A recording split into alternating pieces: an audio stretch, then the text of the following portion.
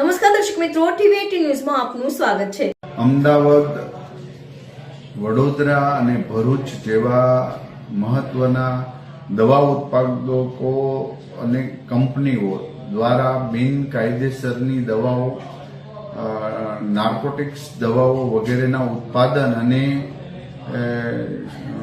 વ્યક્તિઓને જે નુકસાન પહોંચાડતી દવાઓ, આ તમામ પ્રકારની જ્યારે એકવાર અમારી મીટિંગ બોલાવેલી હતી ત્યારે ફૂડ એન્ડ ડ્રગ્સને અમે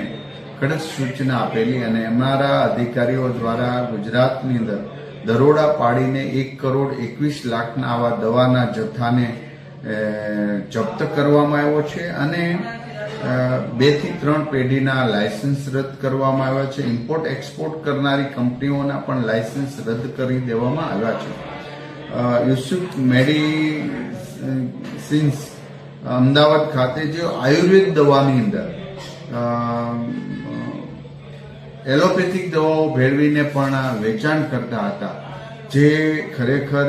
શરીર માટે પણ હાનિકારક છે, લોકોને છેતરવાની વાત છે। આયુર્વેદની દવાઓ લોકોએ લેવી જોઈએ તો એના નિષ્ણાત તબીબી પાસે લેવી જોઈએ, આવા લેભાગુ તત્વો પાસે લેવી પણ ન જોઈએ। એ જ રીતે કેટલીક દવાઓ મોન્જારો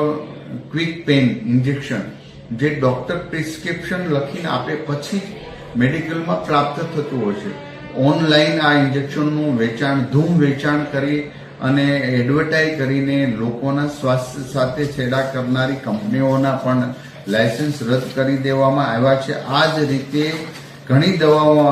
દવાઓમાં ટાપેન્ડોલ હાઇડ્રોક્સાઇડ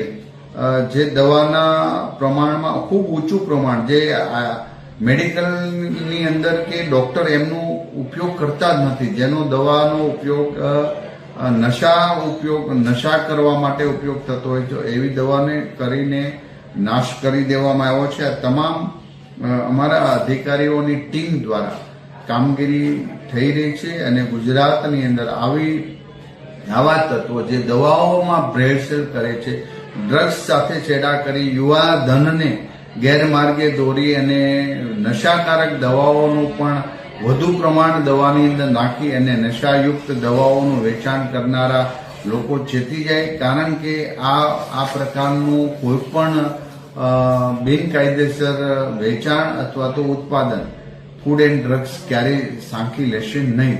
મને આશા છે કે આવી કંઈ પણ માહિતી હોય તો અમારા ફૂડ એન્ડ ડ્રગ્સ વિભાગને આપજો, જેથી કરીને અમે ત્યાં તપાસ કરી એની